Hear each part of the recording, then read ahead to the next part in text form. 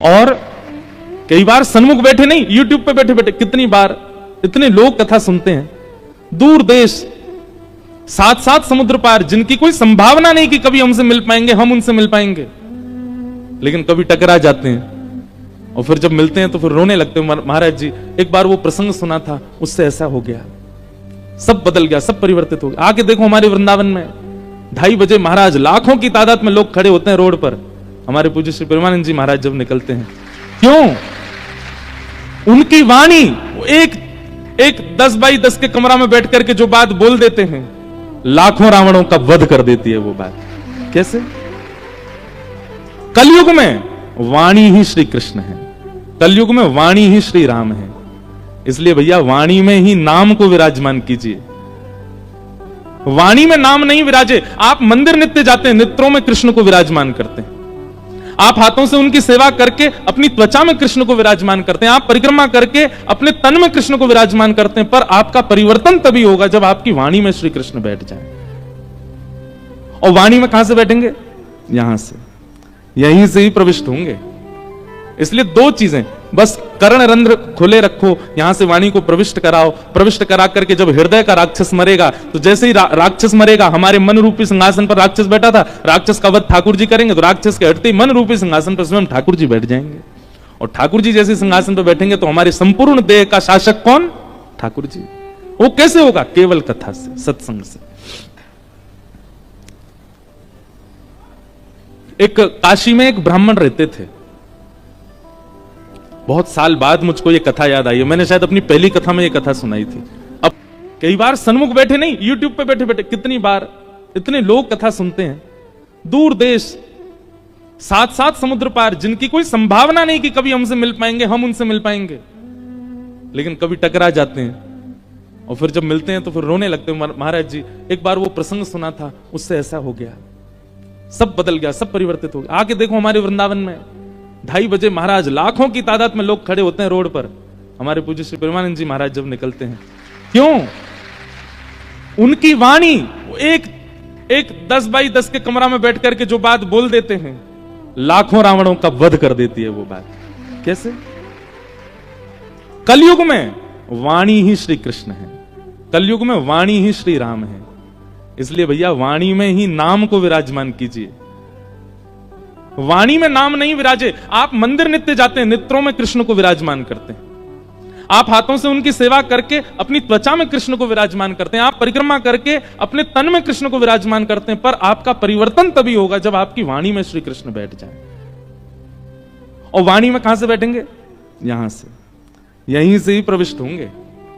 इसलिए 2 चीजें, बस कर्ण रंध्र खुले रखो, यहां से वाणी को प्रविष्ट कराओ, प्रविष्ट करा करके जब हृदय का राक्षस मरेगा, तो जैसे ही राक्षस मरेगा, हमारे मन रूपी सिंहासन पर राक्षस बैठा था, राक्षस का वध ठाकुर जी करेंगे, तो राक्षस के हटते ही मन रूपी सिंहासन पर स्वयं ठाकुर जी बैठ जाएंगे। और ठाकुर जी जैसे सिंहासन पर बैठेंगे तो हमारे संपूर्ण देह का शासक कौन? ठाकुर जी। वो कैसे होगा? केवल कथा से, सत्संग से। एक काशी में एक ब्राह्मण रहते थे, बहुत साल बाद मुझको ये कथा याद आई है, मैंने शायद अपनी पहली कथा में ये कथा सुनाई थी, अपने जीवन की पहली कथा में ये कथा सुनाई थी, उसके बाद अब याद आ रही है। काशी में एक ब्राह्मण रहते थे, वो नित्य भागवत जी का पाठ करते थे।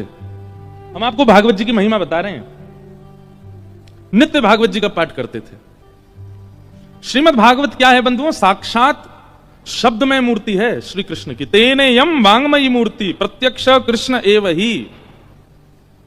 आप श्री राधा रमण लाल, श्री राधा वल्लभ लाल बिहारी जी को नहीं पहचान पाओगे यदि आप भागवत जी के आश्रय में नहीं आए हो तो। आप प्रभु श्री राम को नहीं पहचान पाओगे यदि मानस जी का आश्रय आपने नहीं लिया है तो। आप महादेव को नहीं पहचान पाओगे यदि शिव महापुराण के आश्रय में नहीं गए हो तो। आपको ग्रंथ का आश्रय तो लेना पड़ेगा। सीधी बात है भाई, एमबीबीएस डॉक्टर तभी बनोगे जब पढ़ाई की होगी, जब ग्रंथों का, जब उनके जो ग्रंथ होते हैं, उनके जो किताबें होती है उसका आश्रय लोगे, अध्ययन करोगे, तभी तो बन पाओगे डॉक्टर। प्रैक्टिकल बाद में है, थ्योरी पहले है। इसलिए हम लोग क्या है कि वैदिक सनातन धर्मी क्या है, हम लोग प्रैक्टिकल में पहले चले जाते हैं। अब लोग कुंभ में गोते तो इतने मार रहे हैं, उनसे पूछो इसका फायदा क्या है, इसका वर्णन कौन से शास्त्र में लिखा है, इसका नियम क्या है, इसका क्रम क्या है, ये नहीं पता। थ्योरी पढ़ी नहीं, सीधे प्रैक्टिकल में चले गए। लाभ नहीं मिलेगा। हमें बहुत संवेदना है और हृदय में बहुत पीड़ा भी है। इस बार मौनी अमावस्या पर जो महाकुंभ में जो हुआ, जो भी अव्यवस्था हुई, अब पता उस अव्यवस्था का कारण क्या था? सबको त्रिवेणी जहां संगम होता वहीं नहाना है। ऐसी विचारधारा हमारी क्यों है कि हर की पौड़ी की गंगा जी ही सिद्ध हैं। कानपुर के घाट पर अगर नहा लिए तो वहां गंगा जी में वो भाव नहीं आएगा। ये विचारधारा हमारी क्यों? और ये हमारी केवल गंगा के प्रति नहीं है, हमें अपने घर के ठाकुर जी में कम विश्वास है, वृंदावन बिहारी लाल में ज्यादा है। अपने घर के ठाकुर जी, उनको एक बार को सेवा ना करें चलेगा, पर वृंदावन जाए तो बिहारी जी दर्शन जरूर होने चाहिए। दोनों समान हैं। ये समत्व कब आएगा? जब सत्संग अतीत हो, जब आपकी थ्योरी बढ़िया होगी तो प्रैक्टिकल अच्छा जाएगा ही। इसलिए हमारा आपसे निवेदन है, हम लोग बहुत धनवान हैं। सनातन धर्मावली हमारे लिए इतने शास्त्र प्रकट करके गए हैं श्री वेद व्यास जी महाराज। किसी एक शास्त्र को जीवन में, जीवन भर के लिए एक शास्त्र को प्रदान कर दीजिए। आपसे ज्यादा प्रसन्न व्यक्ति कोई नहीं होगा जीवन में। किसी एक शास्त्र को पूरा जीवन दे दीजिए, बस उस शास्त्र की कही मानिए बस। और सबसे सरल मानस जी हैं, रामचरित्र मानस। हमारे मध्य प्रदेश में और पूर्वी उत्तर प्रदेश में तो मानस जी का पाठ घर घर में होता है। उन्हीं का आश्रय ले लीजिए। जब तक आप ग्रंथाकार का आश्रय नहीं लेंगे, आपको मूर्ति आकार ठाकुर जी में भाव उत्पन्न नहीं कर पाओगे आप। तो एक ब्राह्मण थे काशी में, वो नित्य भागवत जी का पाठ करते थे। और भागवत जी के पाठ के पीछे उनका उद्देश्य कोई पुण्य की प्राप्ति नहीं है। सब लोग इधर देखो, इधर देखो, यहां देखो, ध्यानपूर्वक सुनो। चाहे ब्रह्मा जी आ जाए यहां पे, आपको देखना हमको ये।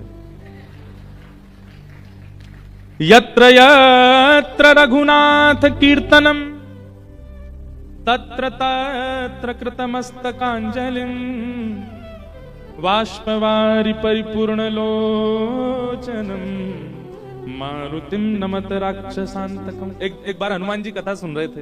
हनुमान जी कथा ही सुनते हैं। पूरी हनुमान चालीसा में गोस्वामी तुलसीदास जी महाराज ने सिंदूर चढ़ाने का वर्णन नहीं किया, लड्डू के भोग का वर्णन नहीं किया। इसका मतलब ये नहीं कि नहीं करो, करना है, सिंदूर चढ़ाना है, लड्डू का भोग लगाना है, अकहुआ के पत्ते चढ़ाने हैं, सब कुछ करना है। पर गोस्वामी जी ने एक भाव का वर्णन किया, क्या? प्रभु चरित्र सुनवे को रसिया। कथा सुनने के रसिया हैं हनुमान जी। तो एक बार हनुमान जी कथा सुन रहे थे और कथा में राम जी का इतना विरह हुआ हनुमान जी को कि दोनों भुजा उठा करके हनुमान जी रुदन करने लगे। राम जी से देखा नहीं गया। राम जी मन में सोचने लगे, हनुमान जी इतने विरह में हैं, चलो इनको दर्शन दे दो। और राम जी महाराज तुरंत कथा में प्रकट हो गए और विरह आतुर हनुमान जी के कंधा पे हाथ रख करके और ऐसे उनको कहने लगे, अरे पवन पुत्र, अरे श्री हनुमंत लाल, देखो मैं आ गया। हनुमान जी महाराज भाव में रुदन कर रहे थे। जैसे ही स्पर्श किया राम जी ने तो नेत्र खुल गए। नेत्र खुल करके पीछे देखा, पीछे देख करके बोले, भगवान आप अभी क्यों आ गए? राम जी बोले, भैया तुम इतने भाव में रो रहे थे, हमने सोचा जाके तुमको दर्शन दे दें। हनुमान जी बोले, आपसे मेरी प्रार्थना है 2 घंटा बाद मिलिएगा, अभी कथा रह गई है 2 घंटा की, अभी कथा सुनने दो मेरे को, कथा के बीच में मत आइए आप, कथा अभी 2 घंटा और सुनने, तब तक बाहर खड़े रहिए आप। राम जी बोले, अच्छा कथा इतनी प्रिय? हनुमान जी बोले, इस कथा से ही तो आप मिलते हो, और जिस साधन से आप मिलो उस बीच में आप भी आ जाओगे तो हम आपको भी नहीं देखेंगे, हम तो पहले कथा श्रवण करेंगे। तो इसलिए कथा के बीच में इधर उधर नहीं, सब लोग इधर देखो, सावधानी से सुनो। तो कथा ही नहीं आगे बढ़ रही हमारी। एक ब्राह्मण थे काशी में, वो नित्य भागवत जी का पाठ करते थे। उनका और कोई काम नहीं, बस गंगा तट पर बैठ करके भागवत जी का पाठ करना।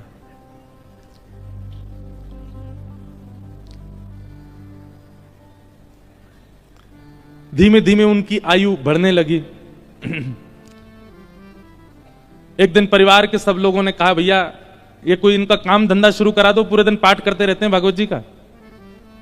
और पाठ भी किसी व्यक्ति के लिए नहीं, अगर कोई उनको दक्षिणा भी देता था कि पंडित जी हमारे यहां पाठ कर दो, तो उसके यहां पाठ करते थे, वो उसका पाठ, फिर उसके बाद अपना पाठ अलग करते, अपने लिए करते थे, उसके पीछे उनकी कोई कामना नहीं थी, निष्काम भाव से करते थे, नित्य पाठ करते। एक दिन घर के लोगों ने सबने कहा कि इनका ब्याह कर दो, ये करते धरते तो कुछ है नहीं, पूरे दिन पाठ में ही लगे रहते हैं, इनका ब्याह कर दो, पत्नी घर आएगी, अकल ठिकाने आ जाएगी। और सब घर के लोगों ने वो ब्राह्मण देवता का ब्याह कर दिया। पत्नी आ गई, कुछ दिन बाद पत्नी को भी पता लगने लगा कि ये कोई काम धंधा नहीं करते हैं, पूरे दिन केवल भागवत जी का पाठ करते हैं। बहुत प्रयास किया, लेकिन उसके बाद वो भी हार गई कि ये करेंगे नहीं, कहीं काम नहीं कर सकते, ये तो भागवत जी में ही लगे रहेंगे। तो आपत्तिकालीन गृहिणी परीक्षा, हमारे शास्त्र आज्ञा करते हैं कि घर में आई हुई आपत्ति के समय घर की गृहिणी की परीक्षा होती है। क्षमा कीजिएगा, घर में आई हुई आपत्ति के समय यदि गृहिणी ही हाथ खड़े कर दे तो फिर आपको ब्रह्मा भी नहीं बचा सकते। लेकिन घर में यदि कोई आपत्ति आ जाए और घर की नारी, घर की गृहिणी यदि वो अपना बल साध ले, वो ना टूटे, वो ना विचलित हो, चिंता मत कीजिएगा, आप उस संकट के सागर से निकल जाओगे। ये वेद प्रमाण है, ये शास्त्र प्रमाण बात है। इसलिए माताएं बहनों को एक बात हम कहें कि पति के ऊपर, बच्चों के ऊपर, परिवार के ऊपर कितने भी संकट आए, बाकी समय आप भले कितने भी आंसू बहाओ, लेकिन घर में आए हुए संकट के समय आप बस थोड़ा सा मजबूत हो जाइए, आपकी मजबूती से पूरा घर संभल जाएगा। आपत्तिकालीन गृहिणी परीक्षा।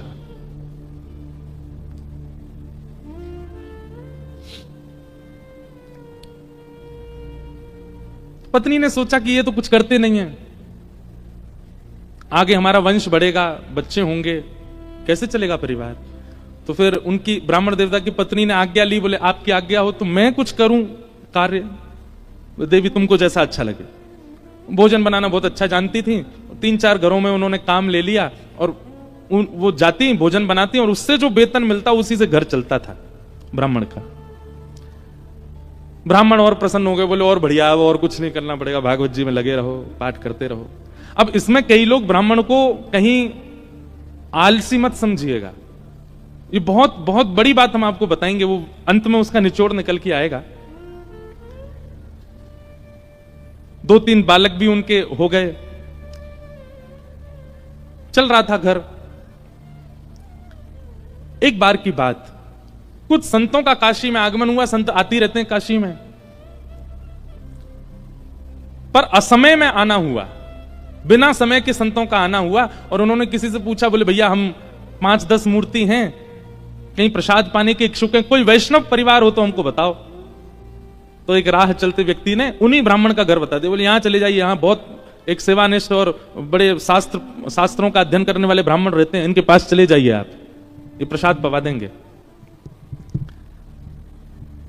संतों ने घर में प्रवेश किया, ब्राह्मण देवता तो अपने पाठ में लगे थे, भागवत जी का ही पाठ कर रहे थे, और उनकी पत्नी बच्चों को, पति को स्वयं प्रसाद आदि पाकर के सारे बर्तन मांज करके उसने रखे ही थे। उसी समय संतों का आना हुआ और संतों ने आगे कहा, आओ बिटिया, हम 10 मूर्ति हैं, हम लोग अयोध्या से प्रयागराज जा रहे हैं, काशी बीच में पड़ा, किसी ने बताया आपका घर वैष्णव का है, बड़ी जोर की भूख लगी, ठाकुर जी को प्रसाद पवाओ और प्रसाद पवा के हम लोगों को प्रसाद बांट दो।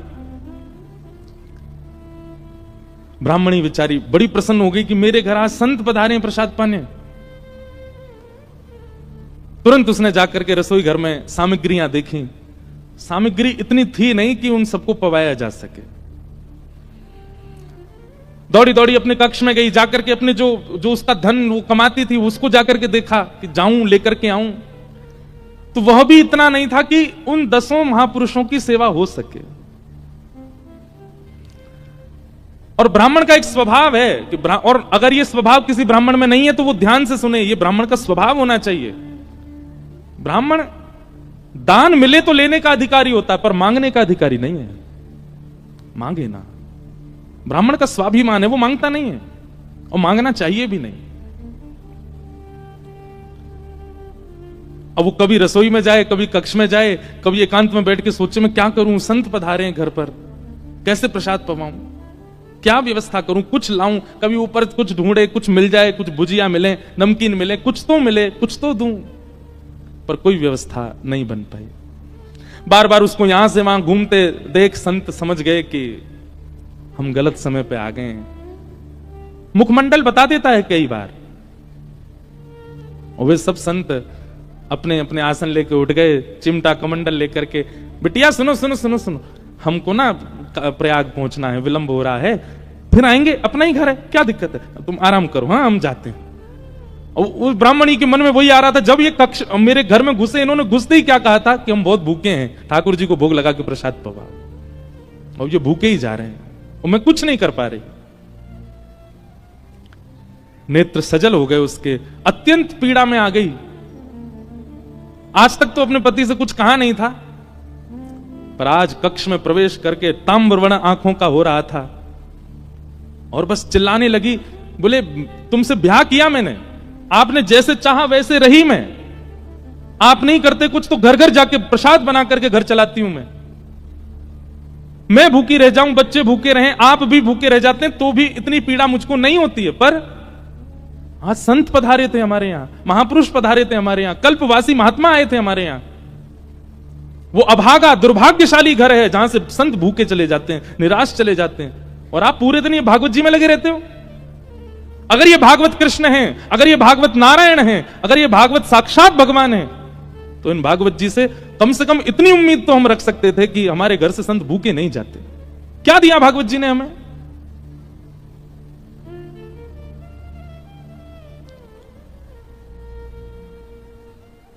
ब्राह्मण बोले, देखो तुम मुझे कुछ भी कह लो, पर तुम जानती नहीं हो ये साक्षात कृष्ण है। मैं क्यों बचपन से आज तक भागवत जी के उन्हीं 18,000 श्लोकों का मुझे कृष्ण दिखते हैं, मुझे लीला दिखती है, मुझे श्यामा शाम का नित्य विहार दिखता है भागवत जी में, इनके विषय में कुछ मत कहो। ब्राह्मणी को और गुस्सा आ गया, भागवत जी की पोथी उठा करके और ब्राह्मण की गोद में पटक दी। बोले, सुनिए, ये उठाइए भागवत जी और निकलिए, मैं अपना घर चला लूंगी, अपने बच्चों को पाल लूंगी, आप जिस समय भागवत जी को त्यागने का संकल्प ले लें तब लौट करके आइएगा।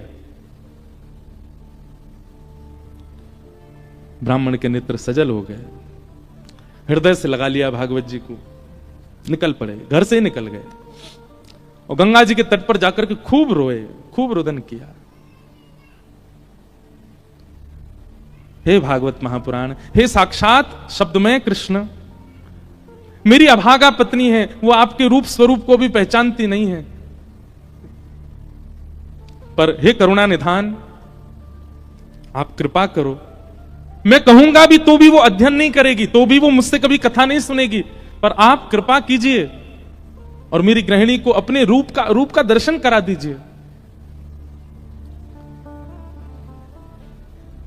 प्रबल प्रेम के पाले पढ़कर हरि को नियम बदलते देखा, अपना मान टले टल जाए, पर भक्त का मान न टलते देखा। हमारे ब्रज के श्री बिंदु जी महाराज, उनका ये भाव है, प्रबल प्रेम के पाले पढ़कर हरि को नियम बदलते देखा, अपना मान टले टल जाए, पर भक्त का मान न टलते देखा। इतने में ही नन्हे से कन्हैया, ऊंची धोती पहनी, घुटने घुटने तक, नीचे के पांव ठाकुर जी के दिखाई दे रहे हैं, उनमें सुंदर सुंदर कड़ूला पहने, कड़ूलान में भी छोटे छोटे घुंघरू लगे हैं, कमर में करधनी पहनी है, करधनी में भी छोटी छोटी घंटी लगी है, गले में सुंदर दो हार पहने हैं, हाथों में बाजूबंद, ऐसे हाथों में कड़ूला, और सिर पर एक स्वाफा बांध करके सांवले सलोने कमल नेत्र ठाकुर जी प्रकट हो गए काशी में। लेकिन ब्राह्मण को नहीं दिखे अभी, बस कहीं हो गए प्रकट, और प्रकट होकर के एक डलिया उठा करके सिर पर रखी, और महाराज जैसे कोई बालक कुछ बेचने के लिए जा रहा हो, ऐसे ठाकुर जी उस डलिया को लेकर के ब्राह्मण के घर जा रहे हैं। ब्राह्मण के घर पहुंच गए, ब्राह्मण गंगा किनारे अभी रो रहा है, और उसके घर पहुंच करके बाहर से उसके गेट को खटखटाने लगे। ब्राह्मणी निकल करके बाहर आई, जैसे ही दरवाजा खोला, सांवरे सलोने नंद नंदन, अब वो क्या जाने की है नंद नंदन, बस उसको तो ये दिख रहा था कोई किसी मैया का सुंदर सा बालक है, श्रृंगार करके डोल रहा गली में। जैसे द्वार खोला, द्वार खोल करके बोली, अरे बालक तुम कौन हो, कहां से आए हो, माताजी कहां तुम्हारी, पिताजी कहां, अकेले कहां घूम रहे हो, और ये इतनी भारी डलिया लेकर के कहां जा रहे हो। डलिया के ऊपर वस्त्र पड़ा था। तो ठाकुर जी एक हाथ से डलिया पकड़े, दूसरे हाथ से इशारा करके बोले, मानो इशारा कर रहे हैं हम गूंगे हैं, बोलना नहीं जानते।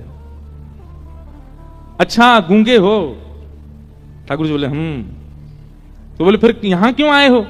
तो ठाकुर जी ने उसको इशारा किया, कुछ लिखने को दो, हम बताएं कौन है, कैसे आए। डलिया उठा करके ब्राह्मण देवता के घर के भीतर रखी और पर्चा लेकर के उस पर सुंदर लेखनी लिख करके और मोड़ करके ब्राह्मणी को दे करके, और तुरंत ठाकुर जी पीछे मुड़े चले गए। ब्राह्मणी पत्र पढ़ने लगी, इतने तो ठाकुर जी वहां से अंतर ध्यान चले गए। अब ब्राह्मणी देखती रही, दूर दूर तक ठाकुर जी दिखे नहीं। क्या लिखा था उस पत्र में। ठाकुर जी बोले, हमें छोटा बालक मत समझो, हमारी कद को देख करके बस ये जान लो हम बौने हैं। हमारी जो कद है वो इससे बड़ी नहीं है ऊपर, नहीं तो हमारी उम्र बहुत है, और हम बहुत बहुत धनवान परिवार से आते हैं। बहुत वर्षों से तुम्हारे पतिदेव हमारे कुल के लिए पाठ कर रहे हैं भागवत जी का, पर आज तक उन्होंने वेतन नहीं लिया अपना, आज तक एक रुपया भी हमसे मांगा नहीं। पर मुझे आज पता चला कि उनके परिवार को बहुत आवश्यकता है, इसलिए संपूर्ण जीवन काल में उनका जितना भी वेतन होता था वो हम देने के लिए आए हैं। वो जैसे ही घर आए उनको दे दीजिएगा। और ऐसा कह के ठाकुर जी चले गए। अब जैसे ही वो डलिया के ऊपर से वस्त्र हटा करके देखा, विविध प्रकार की मणियां, रत्न, सोने, जवाहरात, हीरे आदि सबसे लबालब भरी हुई वो डलिया। ब्राह्मणी मनी मन सोचने लगी, मैंने भी बेवजह डांटा, बिन बताए पाठ कर रहे थे यहां पर, और मुझे लगता तो था कि ये पाठ करते हैं, इसके पीछे कोई कारण नहीं, कुछ मिलता नहीं इनको, कुछ फिर भी लगे रहते हैं, पर ये तो बड़े गोपनीय हैं, मुझे बिन बताए किसी परिवार के लिए कर रहे थे।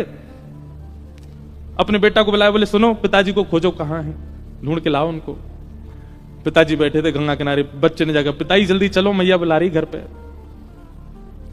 शाम हो गई, लौट करके ब्राह्मण आए, बड़े उदास हताश हृदय से भागवत जी लगी हैं। जैसे ही घर आए, आज घर का स्वरूप ही बदल रहा था, बढ़िया सुंदर दिए जल रहे हैं बाहर। द्वार खोल करके देखा तो पत्नी का भी स्वरूप बदल गया है, बालक भी बिल्कुल नए नवीन कपड़े पहन करके विचरण कर रहे हैं।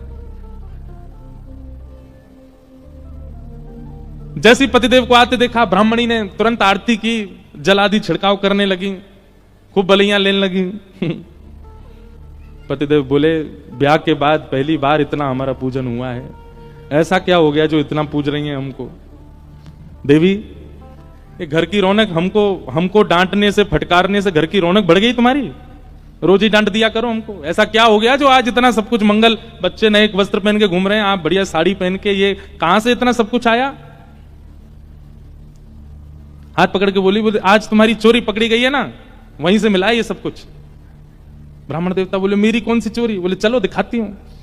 भीतर जाके कक्ष में बिस्तर पर ही सब रत्न पड़े थे। ब्राह्मण बोले, देवी ये कहां से आया इतना सब कुछ। बोले कहां से आया, ज्यादा चतुर मत बनिए, आपका गूंगा मालिक आया था। ब्राह्मण देवता बोले, गूंगा मालिक, मेरा गूंगा मालिक कौन। बोले बहुत छोटा सा था, पीली पीली धोती पहनी थी उसने, ऐसी सुंदर स्वापा सिर पर बांध रखा था, ऐसे गदमदरा से उसके हाथ मोटे मोटे से, और इतने सुंदर उसका मुखमंडल, गाल बिल्कुल गुलाबी, आंखें बिल्कुल ऐसे कटाक्ष जैसी, और क्या सुंदर। ब्राह्मण देव बोले, नाम नहीं पूछा। बोले इशारा किया उसने कि मैं गूंगा हूं। वो तुमको कैसे पता फिर मेरा। बोले वो लिख के देके गया। बोले कहां लिखा है दिखाओ। जैसे ही प्रश्न पत्र वो उनके ब्राह्मण के हाथ में दिया, अक्षर सब अंतर ध्यान हो चुके थे। देवी यहां तो कुछ भी नहीं लिखा है। ब्राह्मण बोली दिखाओ। ब्राह्मणी ने देखा तो वहां कुछ भी नहीं था। ब्राह्मणी ब्राह्मण को देखे, ब्राह्मण ब्राह्मणी को देखे, बोले ये हुआ क्या है। ब्राह्मण ने कहा सही से बताओ रूप कैसा था। बोले श्याम वर्ण था, कमल नेत्र थे, अधर बड़े मधुर थे, हस्तकमल और सर्वांगीण अंग ऐसा था कि मैं अभी तक भी उस छवि को भूल नहीं पा रही हूं। एक अद्भुत सी सुगंधी आ रही थी जब वे आए थे घर पर, और बहुत देर तक तो मैं उनके रूप का ही चिंतन करती रही। ब्राह्मण देव ज्यों ज्यों रूप का वर्णन सुने त्यों त्यों नेत्रों से आंसू गिरते जाएं। तुरंत भागवत जी को खोला और खोल करके दसम स्कंद के वेणु गीत के श्लोक को उद्धृत करना प्रारंभ किया और पत्नी से कहा मैं एक श्लोक की व्याख्या करूंगा, बताना ऐसा ही रूप था क्या? कि वरहा पीड़म नटवर वपु कर्णयो कर्णकारम विभ्रदवासः कनक कपिसं वै जयंतीं चमाला रंध्रान वेणु अधर सुधया पूरयन् गोप वृंदै वृंदारण्यम स्वपदरमणम प्राविशद गीति कीर्ति। उन्होंने एक ही कान में कुंडल पहना था, एक ही कान में कन्नेर का पुष्प लगा था। ब्राह्मणी बोली हाँ, एक कान में कन्नेर का पुष्प था, गले में 2 स्वर्ण की माल और उसके साथ एक वैजंती माला थी। ब्राह्मणी बोली हाँ, उनके गले में वैजंती माला भी थी। पीतांबरी ऐसी चमक रही थी मानो सूर्य को भी लज्जा हो जाए। बोले हाँ, ऐसी ही उनकी पीतांबरी थी। नेत्र बंद हो रहे हैं और खुल रहे हैं, ये बंद होना खुलना इसमें ऐसा लगता था कि मानो जैसे हम कहीं खो जाएंगे, हम कहीं डूब जाएंगे इनके रूप माधुरी में। बोले हाँ, ऐसा ही रूप था। ब्राह्मण तुरंत चरणों में गिर गए। देवी वो कोई और नहीं, साक्षात योगेश्वर कृष्ण आए थे, साक्षात वृंदावन चंद्र श्री ठाकुर जी आए थे। और वे तुमसे कह के गए कि मैंने बाल्यकाल से उनके घर के लिए पाठ किया। वो इसलिए कह के गए क्योंकि मैंने पाठ निष्काम भाव से किया, आज तक किसी कामना से नहीं किया। और निष्काम पाठ, निष्काम सेवा ठाकुर जी की लगती है, वो ठाकुर जी की ही हो जाती है। मेरे जीवन भर का पाठ का जो भी मूल्य होना चाहिए था, वो मूल्य देने के लिए ठाकुर जी आए थे। जगत मजूरी देते है क्यों राखे भगवान। ठाकुर जी भी मजदूरी देते हैं सबकी, जो जैसी सेवा करता वैसी मजदूरी मिलती है उसको। ब्राह्मण आनंदित हो गए और उसी काल से वो ब्राह्मणी भी जीवन यापन के लिए कार्य तो करती, पर भागवत जी की साधिका हो गई और नित्य भागवत जी का पाठ करने लगी। भागवत कोई ग्रंथ नहीं है, कोई किताब नहीं है, कोई पोथी नहीं है। और एक बात कह दूं तो कोई अतिशयोक्ति नहीं, पुराण से ऊंचा हमें शब्द मिला नहीं, इसलिए हम पुराण कहते हैं। श्रीमद् भागवत सचल श्री कृष्ण है, साक्षात कृष्ण है। आपको शायद राधा रमण जी के मंदिर में श्री कृष्ण की प्रतिमूर्ति, श्री कृष्ण का भाव का अनुभव ना हो, पर कथा में हो जाएगा। आपको शायद कभी वृंदावन में वो अनुभव ना हो जो कथा में हो जाएगा। क्यों? कथा में सचल शब्द के रूप में श्री कृष्ण विचरण करते हैं। ऐसी भागवत जी को हम बारंबार प्रणाम करते हैं, वंदन करते हैं। बोलो भागवत महापुराण की। ऐसी भागवत जी। इसलिए एक एक शब्द, एक एक भाव बहुत ध्यानपूर्वक सुनना है कथा का, क्योंकि श्री कृष्ण है। कल हम लोगों ने महात्म की चर्चा सुनी। आइए आज से प्रथम स्कंद में हम लोग प्रवेश करते हैं। जन्माद्यस्य तोन्मयादितरतः चार्थे स्वविज्ञस्वराट् तेने ब्रह्म हृदय आदि कवये मुह्यन्ति सूरयः तेजो वारि मृदां यथा विनिमयो यत्र त्रिशगो मृषा धाम्ना स्वेन सदा निरस्तकुहकं सत्यं परम धीमहि। सत्यम परम धीमहि। जो लोग उठ गए हैं वो धीमे धीमे आगे आ जाओ, ऐसे आओ कि किसी को पता भी नहीं चले, खिसक के ही आगे आ जाओ, उठ के मत आओ। भागवत जी का पहला श्लोक, जन्माद्यस्य यतोन वयाद इतरतश्चार्थे स्वविज्ञस्वराट्। ऐसे हल्ला करके मत आओ भैया, धीमे धीमे खिसक के ही आ जाओ। और जो कार्यकर्ता भी वो भी सबको बैठे बैठे ही आगे आने को बोल दो। जन्माद्यस्य यतोन वयाद इतरत। सावधानी से सुनो सब लोग।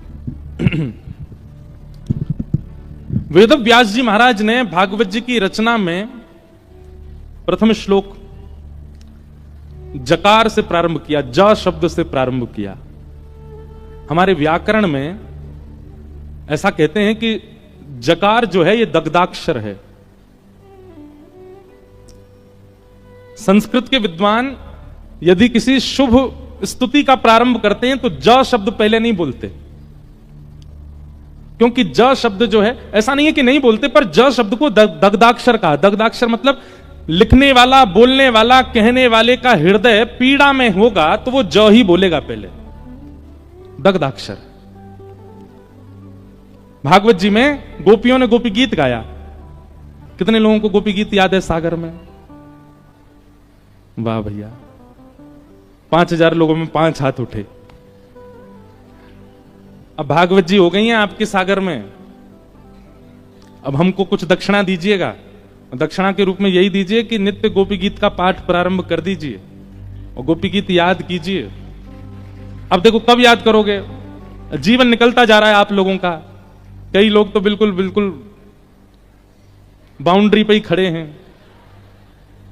वैसे तो एक बात देखी जाए, बाउंड्री पर हर व्यक्ति खड़ा है, हर व्यक्ति बाउंड्री पर, कब उसका अंत हो जाए कोई जानता है क्या? इसलिए भैया जीवन में अब तक आपने सब करके देख लिया, गुलाब जामुन खा के देख लिया, रसगुल्ला खा के देख लिया, जलेबी खा के देख लें, और आपके सागर की कोई प्रसिद्ध मिठाई हो तो वो भी खा के देख लें, मध्य प्रदेश का कुछ प्रसिद्ध हो तो वो भी खा के देख लिया। अमरूद की चटनी बनती है ना यहाँ पे, हैं? देखो हमें पता है, खिलाई नहीं है अभी तक किसी ने, बस पता है।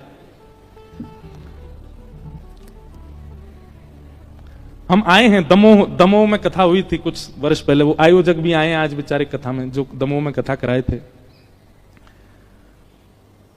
तो आपने सब कुछ करके देख लिया, आपने भोग भोग के देख लिए, रोग रोग के देख लिए, योग योग के देख लिए, सब कुछ करके देख लिया। अब बच्चा कुछ जीवन में ब्रजवासी आयो है आपके नगर में, या की बात मान के देख लो, गोपी गीत याद कीजिए और नित्य गोपी गीत अपने घर के ठाकुर जी को सुनाओ। नहीं तो यहां अगर आपका आने का क्रम नित्य है, बालाजी को सुनाओ गोपी गीत।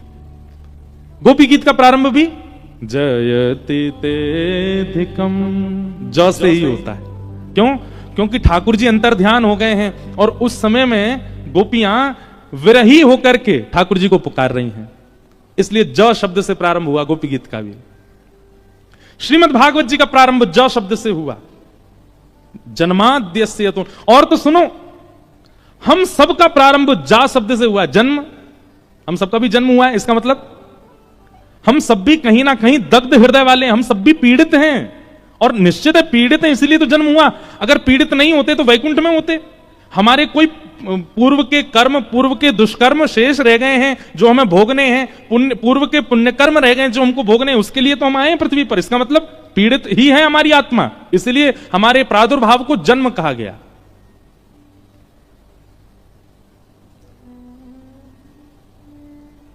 तो ज शब्द से प्रारंभ संस्कृत के रूप में तब किया जाता है जब हृदय पीड़ा में हो।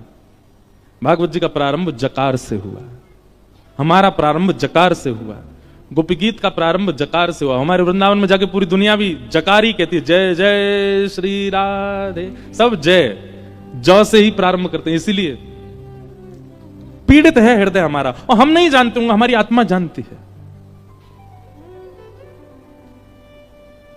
जन्म से हमारा प्रारंभ हुआ है, जन्म से ही भागवत जी का प्रारंभ हुआ है। भागवत जी का पहला शब्द ही जन्म है। जन्माद्यस्य तोन्वयादितरतश्चार्थे स्वविज्ञ स्वराट। बहुत कठिन श्लोक है, मैं जितनी व्याख्या हो सकेगी करूंगा।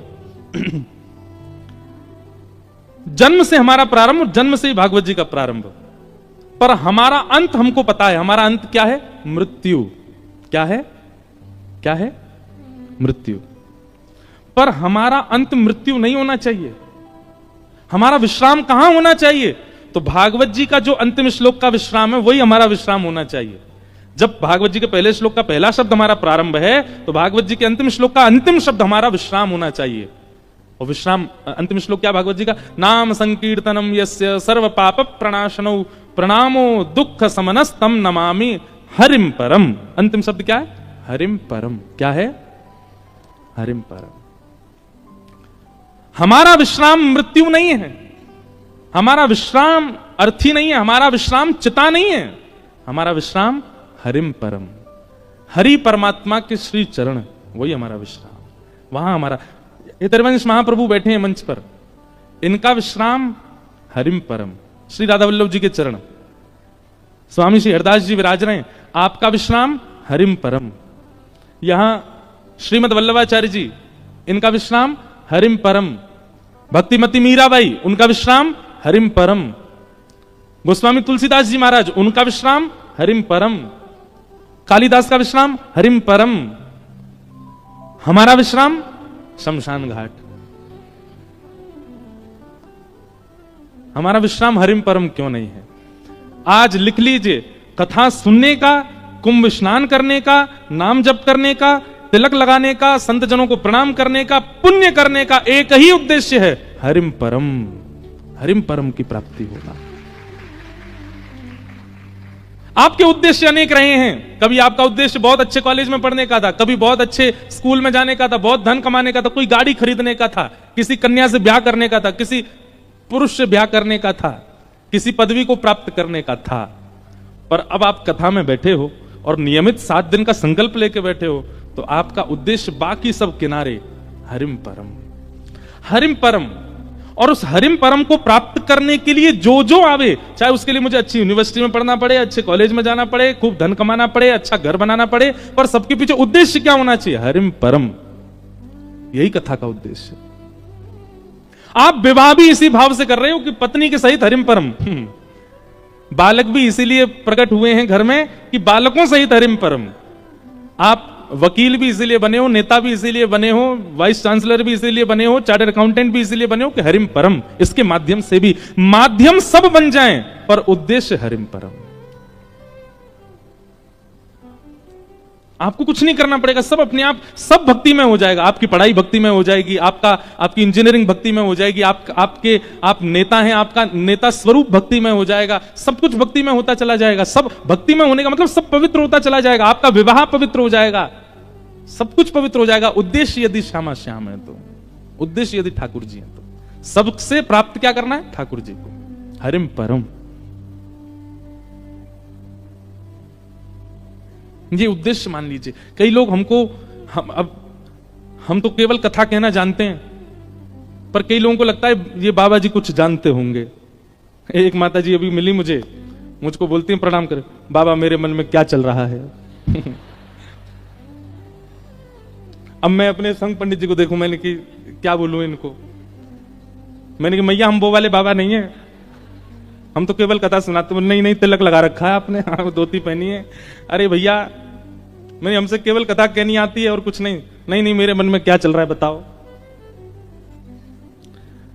पर हमको 2-4 बातें तो पता ही हैं, वो सबके मन में होती हैं। मैंने कहा आप बहुत पीड़ा में हो। दुनिया आपके साथ अच्छा व्यवहार नहीं करती। आंखों से आंसू आने लगे मैया के, जय हो बाबा। अरे मैंने कि मैया राधे श्याम जपो, जीवन एक परीक्षा है। परीक्षा पत्र को देख करके घबराते तो सारे बालक हैं, पर जिसका अध्ययन, जिसका स्वाध्याय उचित होता है, तुरंत कलम उठा के लिखने लग जाता है, बढ़ता है आगे, सोचता है, विचार करता है, करने लगता है। और जिसका स्वाध्याय अच्छा नहीं है, वो इधर उधर ही देखता रहेगा, उसके में से देख लूं, यहां से देख लूं, वहां से। ठीक वैसे ही इस संसार में हमारी जो जीवन में आने वाली परिस्थितियां परीक्षा हैं। जिसका कथा रूपी, जिसका सत्संग रूपी स्वाध्याय अच्छा होगा, वो जीवन में आने वाली परीक्षा को पार करने लगेगा। और जिसके जीवन में सत्संग ही नहीं होगा, वो इधर उधर ही देखता रहेगा, मेरे जीवन में संकट आ गए, क्या करूं बाबा, मेरे मन में क्या बताओ। सत्संग बहुत बलवान है, आश्रय लेके तो देखो। उद्देश्य आपका क्या हो? हरिम परम, और कुछ नहीं।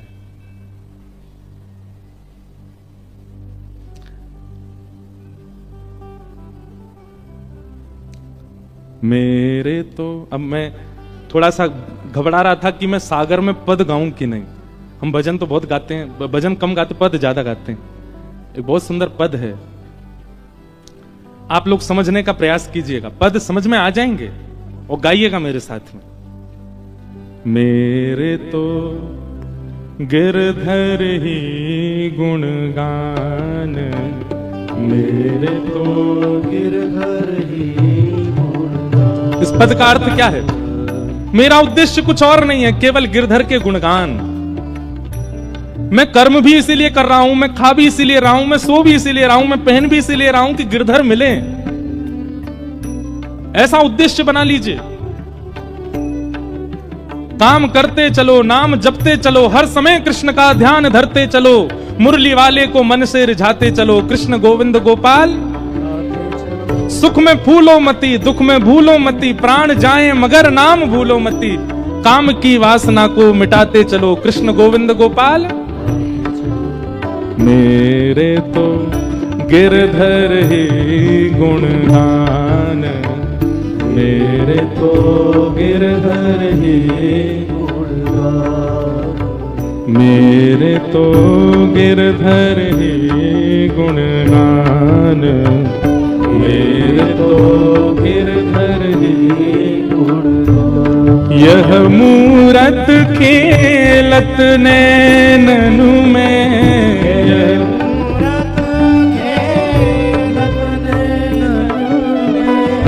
यह मूरत खेलत नैनन में,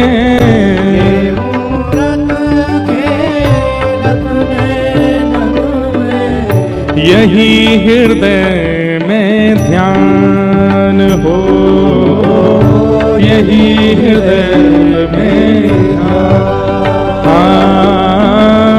यही हृदय में ध्यान हो, यही हृदय में ध्यान।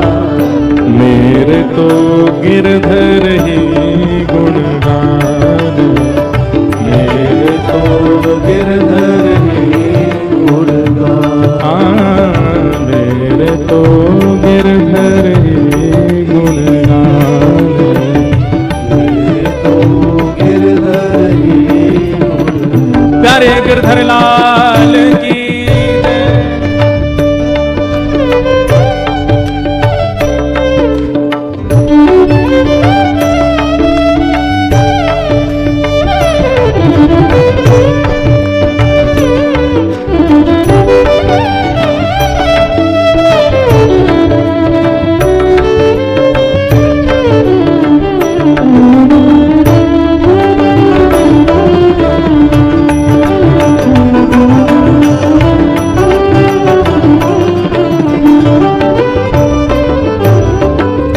चरण रेणु चाहत मन मेरो, रेणु चाहत मन मेरो, चरण रेणु चाहत मन मेरो, रेणु चाहत मन मेरो, यही दीजिए दान हो, यही दीजिएगा। कृष्णदास को जीवन गिरधर, कृष्णदास को जीवन गिरधर, हम सब को है जीवन गिरधर, हम सब को है जीवन। कैसे गिरधर? मंगल रूप निधान हो, मंगल रूप निधान।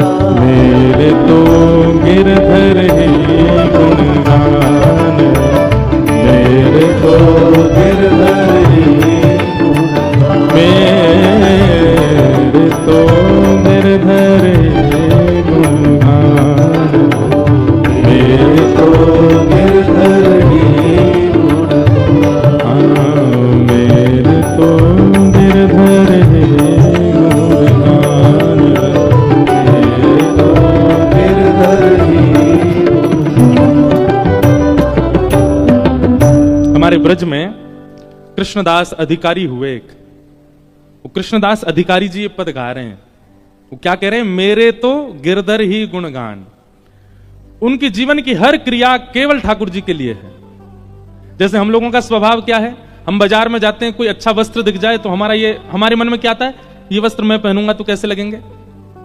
सुंदर जलेबी दिख जाए, बढ़िया गरम गरम निकल रही है तवे से, कढ़ाई में से, तो हमारे मन में क्या आता है, मैं खाऊंगा तो मेरी जीभ को कैसा लगेगा।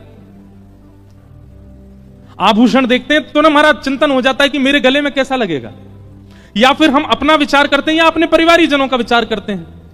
पर जिसका जन्म हरिम परम गति की ओर चला जाता है, जिसके जीवन की गति केवल हरि परमात्मा होते हैं, वो आंखों के आगे दिखने वाली हर सुंदर वस्तु को ठाकुर जी से जोड़ देता है। ये वस्त्र ठाकुर जी पे कैसा लगेगा, ये पुष्प ठाकुर जी के सामने कैसा लगेगा, ये व्यंजन जो बन रहा है ये ठाकुर जी की सेवा में कितना बढ़िया पधराया जा सकता है, ये व्यक्ति इतना अच्छा गा रहा है, ये हमारे ठाकुर जी की सेवा करने आ जाए, ये इतना अच्छा नृत्य कर रहे हैं, ये हमारे ठाकुर जी को नृत्य दिखाने आ जाए। मतलब अपने मन को कोई वस्तु प्रिय नहीं लगती, हर वस्तु ठाकुर जी की सेवा में पहुंच जाए, ऐसी भावना चित्त में आने लग जाना, ये इस बात का प्रमाण है कि आप हरिम प्रिय, हरिम परम इस पथ पर, भक्ति पथ पर चल चुके हो। अब आपको प्रिय नहीं लगती है कोई वस्तु, अपने ठाकुर जी के लिए विचार करते हो। और इसी उद्देश्य से कथा सुननी है कि हम हरिम परम हो जाएं। आप विश्वास मानेंगे आपसे ज्यादा आनंद में कोई नहीं होगा, आपसे ज्यादा प्रसन्न कोई नहीं होगा संसार में, हरिम परम। तो जन्माद्यस्य यतोऽन्वयादितरतः, जिनका कभी जन्म नहीं होता, जिनकी कभी मृत्यु नहीं होती, जो जन्म और मृत्यु के चक्र से विलग हैं, लेकिन चाह जाएं तो ठाकुर जी का जन्म होता है। भगवान को जन्म लेने की आवश्यकता नहीं है, पर देवकी को सुख देने के लिए, कौशल्या जी को सुख देने के लिए वही प्रभु राम बनकर के, कृष्ण बनकर के आते हैं और 9 महीना बाकायदा बच्चों की तरह पेट में ही रहते हैं और फिर जन्म लेते हैं। उनको आवश्यकता नहीं है, पर कभी कभी प्रेम में इतने अधीन हो जाते हैं ठाकुर जी की, अधीन होकर के अपने प्रेमियों को वह सुख देते हैं। चार्थे स्वविज्ञ स्वराट, जो अविज्ञ है, अनविज्ञ नहीं। अविज्ञ किसको कहते हैं? जो सब जानता है, उसको अविज्ञ कहते हैं।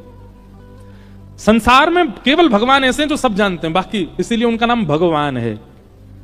जिसके पास धन की मात्रा बहुत ज्यादा उसको धनवान कहते हैं, बल की मात्रा ज्यादा बलवान कहते हैं, जिसके पास 6 भग हैं उसको भगवान कहते हैं। ठाकुर जी को भगवान क्यों कहते हैं पता है आपको? जिस व्यक्ति को 6 बातें पता हैं उसको भगवान कहते हैं। कौन कौन सी?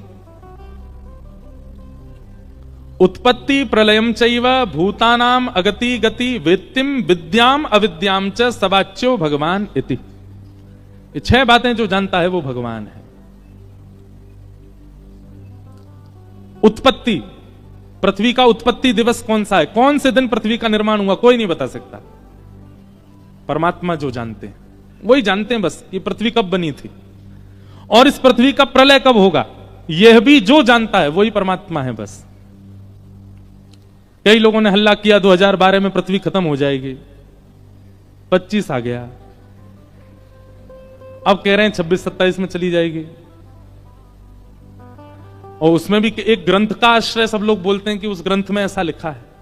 हम किसी ग्रंथ की, किसी किताब की निंदा नहीं कर रहे हैं, पर यह बात शास्त्र प्रमाण है कि पृथ्वी का प्रलय कब होगा ये दुनिया में सब प्रिडिक्ट करते रह जाएंगे, लेकिन किसी को पता नहीं चलेगा। इस प्रिडिक्शन में आपकी सारी विद्याएं फेल हो जाएंगी कि पृथ्वी का प्रलय कब होगा। उत्पत्ति और प्रलय केवल और केवल परमात्मा जानते हैं, वो किसी से शेयर भी नहीं करते इस बात को, केवल उन्हीं को पता है। तो ये 2 बातें, और कौन सी 2 बातें? भूतानाम अगति गति, हमारी गति और अगति, हमारी गति और दुर्गति जिसको पता है वो परमात्मा।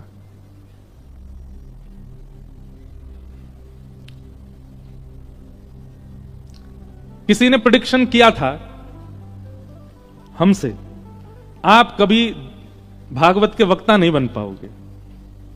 9 साल हो गए हमें कथा करते हुए।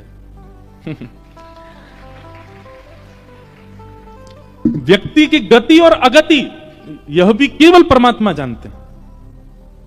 उसकी कहां गति होगी, कहां अगति दुर्गति होगी, ठाकुर जी को पता है। कई बार आपका इंफ्रास्ट्रक्चर बहुत अच्छा होता है लेकिन आप उस श्रेष्ठता को प्राप्त नहीं कर पाते, ठाकुर जी को पता है नहीं बन पाएगा। और कई बार आप झोंपड़ियों में रहने वाले बच्चे, दिया जला के पढ़ने वाले बच्चे IAS ऑफिसर भी बन जाते हैं। कहां किसकी गति और अगति है ये केवल ठाकुर जी को पता है। कहां किसी को रंक बनाना है, किसको फकीर बनाना है, ठाकुर जी के हाथ में। तो प्रलय और उत्पत्ति जो जानते हैं, गति और अगति जो जानते हैं, 4 हो गए। और विद्याम अविद्याम च, विद्या और अविद्या, विद्या कहते हैं ज्ञान को, अविद्या कहते हैं अज्ञान को। ज्ञान और अज्ञान के बीच में जो फर्क समझते हैं, जानते हैं क्या ज्ञान है क्या ज्ञान है, ये 6 भग से परिपूर्ण, थोड़े बहुत नहीं, परिपूर्ण 100% फुलफिल हैं, जो इन 6 भगों से, उसको भगवान कहते हैं। हम सब में इन 6 के 2% होगा, 1% होगा, कहीं कहीं 0 भी होगा, पर इनसे परिपूर्ण जो है उनको भगवान कहते हैं। वो सब जानते हैं। तेने ब्रह्म हृदय आदि कवि, आदि कवि ब्रह्मा भी जिनके अधीन रहता है। मुह्यंति यत् सूर्य, बड़े बड़े देवता, इंद्रादि देवता भी जिनके आगे नतमस्तक बैठे रहते हैं। तेजो वारि मृदाम यथा विनिमयो, पृथ्वी जल अग्नि वायु आकाश जिनके अधीन हैं। यत्र सर्गो मृषा, ये संसार अमृष है, मृष है। मृषा मतलब मिथ्या है, पर सत्य सा प्रतीत होता है जिनकी लीला से। ऐसे परम सत्य परमात्मा को हम बारंबार प्रणाम करते हैं। ये भागवत जी का पहला श्लोक है। सत्यम परम धीमहि। भागवत जी की एक विशेष बात है कि भागवत जी के पहले श्लोक में किसी भी भगवान का नाम नहीं है, किसी भी देवी देवता का नाम नहीं है, किसी भी संप्रदाय का नाम नहीं है, किसी भी एक निश्चित देव का नाम नहीं है। किसका नाम है? सत्यम परम धीमहि। मैं परम सत्य को वंदन करता हूं, जो भी परम सत्य है सबको वंदन करते। इसीलिए वेद व्यास जी को प्रणाम किया गया। नमोस्तुते व्यास विशाल बुद्धे। उनकी बुद्धि इतनी विशाल है, एक शब्द में ही सबको प्रणाम कर दिया। सत्यम परम धीमहि। ऐसे परम सत्य परमात्मा को हम प्रणाम करते हैं। भागवत जी के दूसरे श्लोक में विषय, अधिकारी, संबंध और प्रयोजन बताए गए। भागवत जी का विषय क्या, अधिकारी कौन, संबंध क्या है और प्रयोजन क्या है, ये 4 बातें भागवत जी के दूसरे श्लोक में बताई गई। सबसे पहली बात, भागवत जी का विषय क्या है कि धर्म प्रोजित कैतवोत्र परमो निर्मत्सराणां सतां वैद्यं वास्तवमत्र वस्तु शिवदं तापत्रयोन्मूलनम्। श्रीमद्भागवते महामुनिकृते किं वा परैरीश्वरः सद्योरित्यवरुध्यते त्रिकृतभिः शुश्रूषुभिस्तत्क्षणात्। बहुत ध्यान से सुनो। सबसे पहली बात, भागवत जी का विषय क्या है। एक बात मैं सब जगह बताता हूं, कहीं कहीं भाव आ जाता है। तो श्रीमद् भागवत की कथा पहले दिन कृष्ण जन्म से ही प्रारंभ क्यों नहीं होती? पहले दिन कृष्ण जन्म ही क्यों नहीं होता कथा में? नंद घरानंद भयो, यहीं से कथा प्रारंभ होनी चाहिए जब कृष्ण कथा है। तो नहीं, ये तो वही बात हो गई, सीधे पेंट कर दो, ना सीमेंट लगाओ, ना ईंट लगाओ, ना सरिया लगाओ, मजबूती का कोई, सीधे पेंट कर दो। नहीं, आकर्षक पेंट ही होता है घर का, पर उस आकर्षण के पीछे बहुत कुछ लोहा, बहुत कुछ कंकड़ पत्थर और ना जाने क्या क्या लगाया जाता है उसको मजबूत बनाने के लिए। कृष्ण लीला आकर्षक तो बहुत है, पर उस आकर्षक लीला को स्थिर चित्त में विराजमान करने के लिए पहले ज्ञान रूपी, वैराग्य रूपी ईंट, सीमेंट सब लगाने पड़ेंगे। इसलिए ये 3 दिन की कथा बहुत विशेष रूप से सुननी है। कल निकल चुकी, आज और कल। अगर इनमें आपने चूक करी तो कृष्ण लीला में आपके चित्त में संशय आएगा। आप ठाकुर जी की लीला सुन के संशय करोगे, चीर हरण क्यों किया इन्होंने, गोपियों के गले में गलवैयां डालकर के रास क्यों किया परमात्मा ने, 16,108 विवाह क्यों किए, इतनी आवश्यकता क्या थी? ये सारे संशय प्रकट होंगे चित्त में। इसलिए ज्ञान और वैराग्य इनको भली भांति चित्त में पहले धारण कर लीजिए। इन कथाओं के माध्यम से ध्यानपूर्वक सुनिए। भागवत जी का विषय क्या है? तो कहते हैं धर्म प्रोजित कैतवोत्र परमो। धर्म और परम धर्म, ये 2 बातें। धर्म किसे कहते हैं? आप अपने जीवन निर्वहन के लिए, अपने परिवार के पालन के लिए जो कोई भी कर्म करते हैं, सत्कर्म, वो सब धर्म कहलाते हैं। आप सुबह उठ करके दफ्तर जाते हो, ये आपका धर्म ही है। आप दुकान खोलते हो, वहां से सामान का विक्रय करते हो, ये आपका धर्म है। रिक्शा चलाते हैं, धर्म है। गाड़ी चलाते हैं, धर्म है। प्लेन उड़ाते हैं, धर्म है। गायक हैं, गान करते हैं, धर्म है। अपने जीवन यापन के लिए, इस लोक में रहने के लिए जो आप कर्म करते हो वो सब धर्म है। पर इस लोक से निवृत्त होकर परलोक को व्यवस्थित करने के लिए जो आप कर्म करते हो वही परम धर्म है। आपने श्लोक को तो पवित्र बना लिया, श्लोक को तो सार्थक कर लिया, घर बना लिया, ब्याह कर लिया, बच्चे अच्छे खानदान में चले गए, बढ़िया पढ़ाई लिखाई हो गई, सब कुछ व्यवस्थित हो गया, माता पिताओं की इच्छा पूर्ति हो गई, सब कुछ व्यवस्थित कर दिया। ये आपका धर्म है, इस लोक में सब व्यवस्थित करना। पर इस लोक की व्यवस्था के साथ साथ आगे की व्यवस्था को भी देखते रहना, वही परम धर्म है, उसको परम धर्म कहते हैं। कोई व्यक्ति सागर से वृंदावन जावे, अब सागर में तो प्रसाद उसने पा लिया, लेकिन इस लंबे सफर में बीच में कहीं और भी तो प्रसाद की व्यवस्था रखता है ना।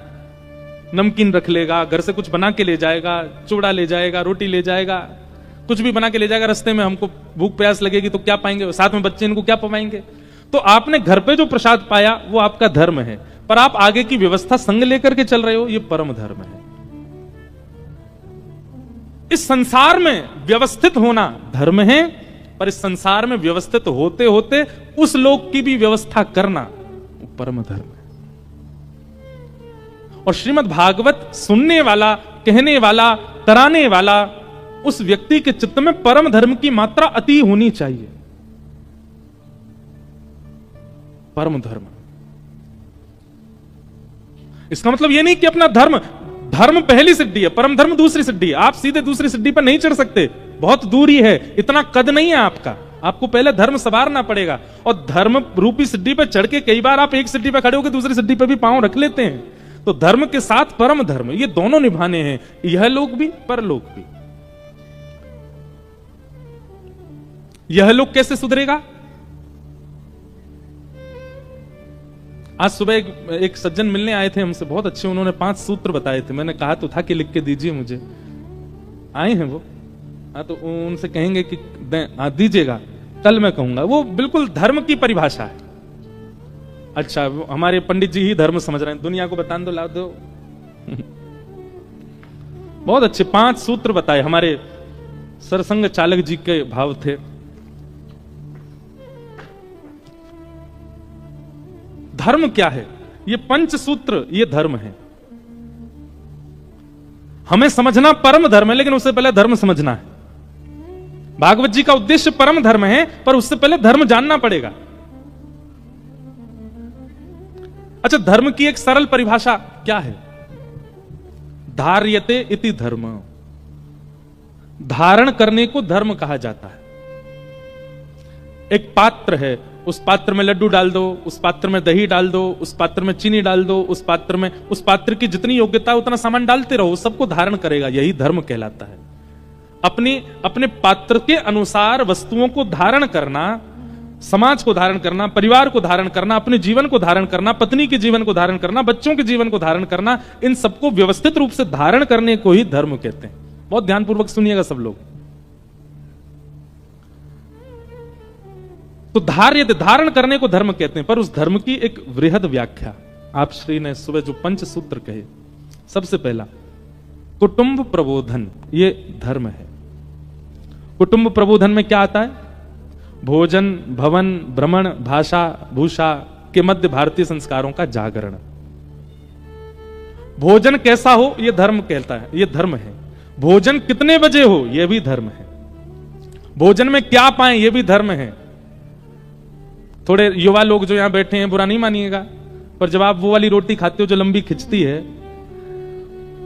हमारे शास्त्रीय अनुसार भोजन वो होना चाहिए जो हाथ से तोड़ा गया और मुख पर जाने के बाद दोबारा हाथ में ना आवे थाली तक, उसको भोजन कहते हैं। किसको भोजन कहते हैं? जो मुख से लगने के बाद दोबारा हाथ में शेष ना आवे, नीचे तक मुख में ही चला जाए। आप कभी दक्षिण भारतीय लोगों को देखेंगे ना, वहां पे ज्यादातर लोग भात खाते हैं या इडली खाते हैं, साग के साथ, सूप के साथ, वो क्या बोलते हैं उसको, क्या बोलते हैं, सांबर के साथ। सागर वाले भी दक्षिण भारतीय हो हैं, सांबर के साथ खाते। वो कैसे खाते हैं पता है? ऐसे पूरा मिला लेंगे, और मिलाने के बाद वो मुख में उंगली नहीं छूने देते, ऐसे ही पाते हैं। और आपको एक बात बताऊं, अगर आप ऐसे प्रसाद पाते हो, प्रसाद बनाया, रोटी चावल जो भी है, और मुख के पास ले जाके केवल उसको ऐसे छोड़ दिया मुख में, आप उस हाथ से अगर किसी और को परोस दोगे तो वो झूठा नहीं माना जाएगा, क्योंकि आपका हाथ झूठा है ही नहीं। अब ये भोजन, ये धर्म है। अब इतनी गहराई में कौन उतरे, पर उतरोगे तभी धर्म है। भोजन कैसे पाना चाहिए, क्या पाना चाहिए, कब पाना चाहिए, सब धर्म कहलाता है। कभी कभी हमारा भी बिगड़ता है, पर हम व्यास मंच से इसलिए कह रहे हैं क्योंकि कई बार व्यास मंच से कही हुई बात वो हमारे मन में घूमती रहती है कि तुमने व्यास मंच से कही, पहले तुम भी सुधारो, हमको भी सुधारना है। भोजन, फिर आया भवन। घर कैसा हो? घर ऐसा हो जहां केवल मानव ना आते हो, जहां पर कभी कभी शुभ पक्षियों का आगमन भी होता हो। घर ऐसा हो जहां कभी कभी साधकों का भी आना होता हो। घर ऐसा हो जहां पर वैष्णव आने में संकोच ना करें। भवन ऐसा बनना चाहिए। हम लोग आजकल भवन किस भूमिका से बनाते हैं? मेरी बेटी कैसे रहेगी, बेटा कहां रहेगा, मां कहां रहेंगी, पिताजी कहां रहेंगे, बच्चे कहां रहेंगे, सबकी भावना से घर बनता है। इसीलिए संत नहीं आते उसमें। किस भावना से घर बने? सबसे पहले विचार यही किया कि अगर सागर में कोई वैष्णव आ गए तो वो कहां रुकेंगे, उनके लिए एक स्थान। हमारे ठाकुर जी कहां विराजेंगे? भवन। कुटुंब प्रबोधन, ये पहला धर्म का स्वरूप है। फिर भ्रमण। भ्रमण भी कहां करना चाहिए, कहां जाना चाहिए, यह भी धर्म कहलाता है। हम कुछ दिन पहले कथा करने गए थे। पूछो कहां? मैं जैसी नाम बताऊंगा आप हंसोगे। गोवा। कहां गए थे? गोवा। अब देखो आप क्यों हंसे? क्योंकि आप सब जानते हैं कि वह स्थान किस चीज के लिए प्रसिद्ध है। कई बार आपको पूरी व्याख्या नहीं करनी है, केवल स्थान का नाम ले देना। उस स्थान के नाम से ही लोग समझ जाएंगे, ओहो तो वहां पर यह भी किया होगा, वहां पर ऐसा भी हुआ होगा, वहां पर यह भी हुआ होगा। कई स्थान नाम से ही बदनाम है, पर हमने वहां जाके भी कथा ही करी। और कथा का समय भी पता है क्या था? सुबह 5:30 बजे ब्रह्म मुहूर्त में कथा करते थे, समुद्र के तट पर बैठ के। पर कुछ स्थान ऐसे हैं, वहां का नाम लेते ही सामने वाले के नेत्र बंद हो जाते हैं, मुख प्रसन्न हो जाता है, चित्त शीतल हो जाता है। कहां गए थे? हम बरसाना गए थे। आहा, सुनने वाले के नेत्र तुरंत बंद। आहा, बरसाने से आए हैं। कहां गए थे? अयोध्या जी गए थे। कहां गए थे? बद्रीनाथ धाम। अरे भैया हमको भी ले चलते। कहां गए थे? श्री जगन्नाथपुरी गए थे। कहां गए थे? श्रीरंगम गए थे। कहां गए थे? नाथद्वार गए थे, द्वारिकापुरी गए थे। अब आप कहोगे सब तीर्थों के नाम पर, नहीं, कई ऐसे स्थान है जो तीर्थ नहीं है पर वहां के नाम भी अति पवित्र हैं। तो भ्रमण भी कहां होना चाहिए, यह भी धर्म है। अच्छा, स्थान कैसा भी हो, आप किस उद्देश्य से गए हो, वह उद्देश्य भी आपका भ्रमण धर्म बना देता है। उद्देश्य तो उचित था ना, उद्देश्य। फिर कुटुंब प्रबोधन में आपने अगला लिखा भाषा। भाषा यह भी धर्म है। अपनी भाषा का, मातृभाषा का और अपनी ग्रामीण भाषा का, जन्मदात्री भाषा का ज्यादा से ज्यादा उपयोग, और उसका उपयोग ऐसा कि सामने वाले के चित्त में भी उसके प्रति सम्मान हो।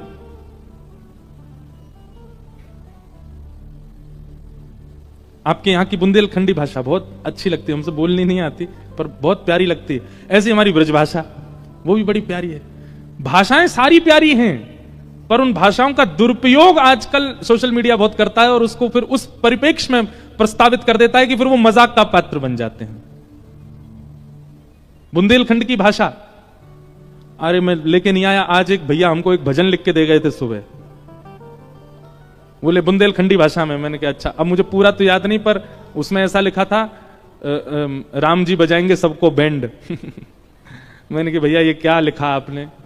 अब है तो बुंदेलखंडी भाषा में था, वो मुझे याद नहीं है, पर उसमें बैंड शब्द मुझे याद है कि सबका बजेगा बैंड था वो है?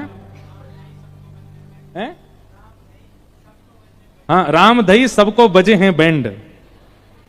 बताओ, अब है तो ये बुंदेलखंडी भाषा, पर उसमें बैंड बज रहा है सबका। भाषा की पवित्रता, भाषा की शुद्धता और भाषा सुनने वाले को भी आपकी भाषा के प्रति सम्मान धर्म है। हम तो पूरा प्रवचन ही इसी पे कर देंगे, इतने सूत्र हमको मिल गए। सीधी बात, कुटुंब प्रबोधन। कुटुंब का मतलब अपना परिवार नहीं, आप जिस मातृभूमि से आते हैं उन सबका प्रबोधन, उन सबका विस्तार हो। भोजन से, भवन से, भ्रमण से, भाषा से, भूषा से आपकी संस्कृति का प्रावधान बने, ये प्रथम सूत्र है। कई लोग बहुत शर्मा जाते हैं, हम पूछते कहां से आए तो बता देंगे बुंदेलखंड में वहां से आए। अच्छा, तो हम जबरदस्ती उनकी भाषा में बोलते हैं। अच्छा, कितने जा रहे? और उनको बहुत शर्म आती है, नहीं नहीं हिंदी ही बोलेंगे, हम नहीं बोलते, हमारे घर के बड़े लोग बोलते हैं, हम नहीं बोलते। क्यों नहीं बोलते? क्यों शर्माना? बोलो, अपनी मातृभाषा बोलो। जिस भाषा ने आपका जो जन्म है वो केवल आपकी माँ ने नहीं दिया है। जिस पृथ्वी पर आप जिस भूमि पर जन्मे, वहां की मिट्टी भी है, वहां का जल भी है, वहां की वायु भी है। यदि वहां के इस रूप का नियम का पालन आप नहीं करोगे तो मात्र घात का पाप लगेगा आपको। करना चाहिए। तो कुटुंब प्रबोधन। फिर दूसरा धर्म क्या है? पर्यावरण संरक्षण। भारतीयों में एक लक्षण तो है, पवित्रता पे बहुत ध्यान देते हैं, शुद्धता पे नहीं देते। स्वयं नहाएंगे, दो बार नहाएंगे, शुद्ध कपड़े पहनेंगे, धुए हुए कपड़े, पर जब पर्यावरण की बात आती है, मतलब देह को तो शुद्ध बनाते हैं पर बाह्य जो समाज है उसको पवित्र नहीं रखते। आप धर्म नहीं कर रहे हो। धर्म पर्यावरण की संरक्षणता। फिर आपने तीसरा सूत्र दिया स्व का जागरण। अब इसमें भाषा आदि सब है, पर स्व का जागरण, अपनी खोज, अपना उद्देश्य पहचानना, हम क्यों आए हैं संसार में, अपनी स्थिति को जानिए, ये सब धर्म कहलाता है। फिर सामाजिक समरसता। अगर कोई अन्य जाति का है, अन्य संप्रदाय का है, तो उसका भी उतना ही सम्मान होना चाहिए। हम रामानुजी संप्रदाय के हैं, पर हम हरिवंशी भी गाते हैं, हरिदासी भी गाते हैं, सारे परंपराओं का सम्मान करते हैं, सब भावों का। ये सामाजिक समरसता। और नागरिकता का बोध। हम हिंदू नागरिक हैं, पर हिंदू केवल ध्वजारोहण करने से नहीं हो जाते, राष्ट्रगान करने से नहीं हो जाते, राष्ट्रगीत गाने से नहीं हो जाते, केवल 26 जनवरी 15 अगस्त मनाने से नहीं हो जाते। हम अपने नगर को कितना स्वच्छ रखते हैं, हम अपनी दिनचर्या कैसी रखते हैं, हम गाड़ी कैसे चलाते हैं, बाइक कैसे चलाते हैं, हेलमेट पहनते हैं कि नहीं, ये सब कुछ, ये सब धर्म के अंतर्गत आता है। लेकिन भागवत जी का उद्देश्य क्या है? परम धर्म। पर परम धर्म आप तभी कर पाओगे जब धर्म की स्थिति बनी होगी। और परम धर्म क्या है? परम धर्म जिससे वह लोक पवित्र होता है, जिससे उस लोक की प्राप्ति शुद्ध होती है। जितने भी वैष्णवों के नाम लीजिए, गोस्वामी तुलसीदास जी महाराज का लीजिए, कबीरदास जी का लीजिए, रैदास जी का लीजिए, इन सब ने अपने यहां के धर्मों का भी पालन किया और परम धर्म को भी शुद्ध बनाया। परम धर्मावली व्यक्ति का तन भले ही नहीं होगा, पर उसका नाम दसों दिशाओं में युगों युगों तक रहता है। ये परम धर्मावली व्यक्ति का लक्षण है। भागवत जी क्या कराती हैं? परम धर्म। धर्म का मतलब देह का उद्धार, और परम धर्म का मतलब आत्मा का उद्धार। और भागवत जी का उद्देश्य क्या है? परम धर्म। परम धर्म। आप कथा में बैठे हैं, यहां देह उद्धार नहीं हो रहा है, यहां आत्म उद्धार हो रहा है। यहां पर आत्मा को ही चैन मिल रहा है। परम धर्म। फिर दूसरी बात आती है कि भागवत जी का अधिकारी कौन है, किसको कथा सुनने का अधिकार है? तो कहते हैं निर्मत सराणाम सताम, जिसके चित्त में मात्सर्य दोष नहीं है। एक बात याद रखिएगा बंधुओं, बहुत ध्यानपूर्वक सुनिएगा। आपके अंदर यदि काम दोष है तो भी एक दिन आप उस दोष से निवृत्त होकर भगवत प्राप्ति कर सकते हो। आपके अंदर क्रोध बहुत ज्यादा है तो भी आपको भगवत प्राप्ति हो जाएगी। आपके अंदर लोभ है, मोह है, तो भी आपको भगवत प्राप्ति हो जाएगी। आपके भीतर अहंता, ममता, चिंता, ये सारे अवगुण भी हैं तो भी आपको भगवत प्राप्ति हो जाएगी। पर हम व्यास मंच से कह रहे हैं और सिग्नेचर करके आपको प्रमाणित बोल देंगे कि अगर ये दोष आपके अंदर है तो आपको कभी भगवत प्राप्ति नहीं हो सकती। और वो दोष क्या है? ईर्ष्या। ईर्ष्या का दोष यदि आपके चित्त में है, आप कभी भगवत प्राप्ति नहीं कर सकते, आप कभी ठाकुर जी को प्राप्त नहीं कर पाओगे। और क्षमा कीजिएगा, कलयुग में काम भी है, क्रोध भी है, अहंता, ममता, चिंता सब कुछ है, मोह भी है, पर इन सबसे कई गुना ज्यादा ईर्ष्या है मानव के चित्त में। ईर्ष्यालु व्यक्ति भगवत प्राप्ति नहीं कर सकता। इसलिए हम तो कहते हैं कुंभ में जाके स्नान करो, गंगा जी में स्नान करो, बालाजी को प्रणाम करो, संतों को प्रणाम करो। और जब प्रणाम करते हैं ना, उस समय सारे अवगुणों को चित्त में धारण करके प्रणाम करो। पता चला सागर में कोई महापुरुष आए हैं, उनको प्रणाम करने जब जा रहे हैं, उस समय अपने सारे अवगुण चिंतन करके जाओ। मुझमें ईर्ष्या भी है, उसे मुझे बहुत ईर्ष्या होती है, मुझमें क्रोध भी है, मन ही मन सोचते रहिए और सारे अवगुणों को चित्त में धारण करके तब प्रणाम कीजिए। आप जब प्रणाम करके लौटेंगे, आपका एक अवगुण तो शांत हो चुका होगा वहां पर, ये निश्चित है। आप गंगा जी स्नान करने जाइए, अपने अवगुणों को धारण करके जाइए। हे गंगा मैया, आजकल हम बहुत ज्यादा व्यसन करने लगे हैं। हे गंगा मैया, हमारे अंदर लोभ बहुत ज्यादा हो गया है, इसी भाव से प्रणाम करो। गंगा मैया में एक डुबकी लगाती है, आपका लोभ कम हो जाएगा। हम लोग अपने अवगुणों को प्रधान मान के जाते ही नहीं है, इसलिए हमारे अवगुण सदा सुरक्षित रहते हैं चित्त में। व्यक्ति लोभी था 25 वर्ष की उम्र में, और 80 वर्ष की उम्र तक लोभी ही रहा। 25 वर्ष की उम्र में कामी था, 90 वर्ष तक काम गया ही नहीं उसके चित्त से। ऐसा व्यक्ति, उसका जीवन व्यर्थ हो गया, क्योंकि उसने दोष निवृत्त किए नहीं अपने। गंगा मिलने के बाद भी, कथा मिलने के बाद भी, महत्पुरुषों का आशीर्वाद मिलने के बाद भी वह पवित्र नहीं कर पाया स्वयं को। इसलिए हमारी प्रार्थना है, ईर्ष्या का द्वेष, ईर्ष्या का दोष जो चित्त में होता है दूसरों के प्रति, किसी की उपलब्धि देख के, किसी की सुंदरता देख के, किसी के अच्छे गुण देख करके जो आप विचलित हो जाते हो, ये बहुत बड़ा दोष है। उस दोष को चित्त में धारण करके कथा सुनिए, 7 दिन में आपका वो दोष खत्म होगा। हमने कथा कहते कहते अपने कई दोषों को निवृत्त किया, सब कहने मंच से कहने वाली बात नहीं, पर हां, कथा कहते कहते हमने दर्शन किया कि कई दोष, ऐसा नहीं है सारे दोष खत्म हो गए, पर कई दोष चले गए, और जो रह गए वो भी जाएंगे। इसी के लिए ही जीवन मिला है कि निवृत्त हो लो, अपना सारा किया कराया जो है उसको समाप्त करो। आप लोगों को कभी सोच के ऐसा अच्छा नहीं लगता? आप रात्रि सोते हैं और सुबह जब उठ जाते हैं तो सुबह उठते समय ये विचार किया करो, आज भी मैं जीवित हूं। इसका मतलब आज भी ठाकुर जी मुझसे उम्मीद लगाएं कि मैं कुछ परिवर्तन करूंगा। कीजिए।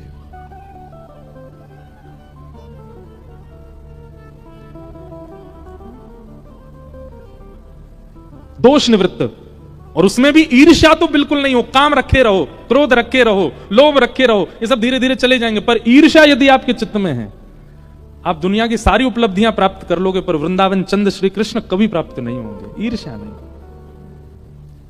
और ईर्ष्या भगवत प्रणाम, वैष्णव प्रणाम और कथा श्रवण से ही जा सकती है। सत्संग सब चीजों की औषधि है, इससे सब होना संभव है। तीसरी बात, वैद्यं वास्तवमत्र वस्तु शिवदं तापत्रयोन्मूलनम्। विषय, अधिकारी, अब आया संबंध। भागवत हमारा किससे संबंध कराती है? कथा श्रवण के बाद मैं कथा में कहता हूं, ठाकुर जी आपको ठाकुर जी नहीं दिखें, ठाकुर जी आपको परमात्मा नहीं दिखें, ठाकुर जी आपको भगवान नहीं दिखें, ठाकुर जी के प्रति किसी संबंध का दर्शन होने लग जाए। कथा श्रवण के बाद फिर जब भी आप ठाकुर जी को देखें तो आपको एक संबंध का भाव उनके प्रति जागृत हो जाए। आपको ये लाला जैसे दिखने लग जाएं, आपको ये अपने पिता जैसे दिखने लग जाएं, अपने पुत्र जैसे दिखने लग जाएं। मीराबाई की तरह, मेरे तो गिरधर गोपाल दूसरों ना कोई, जाके सिर मोर मुकुट मेरो पति सोई। प्रियतम के रूप में दिखने लग जाएं, मित्र के रूप में दिखने लग जाएं, गुरु के रूप में दिखने लग जाएं। कोई संबंध रूप में ठाकुर जी का दर्शन हो, तब समझिए कथा सुनिए। कथा सुनने के बाद वो भगवान ही दिख रहे हैं आपको। एक संबंध।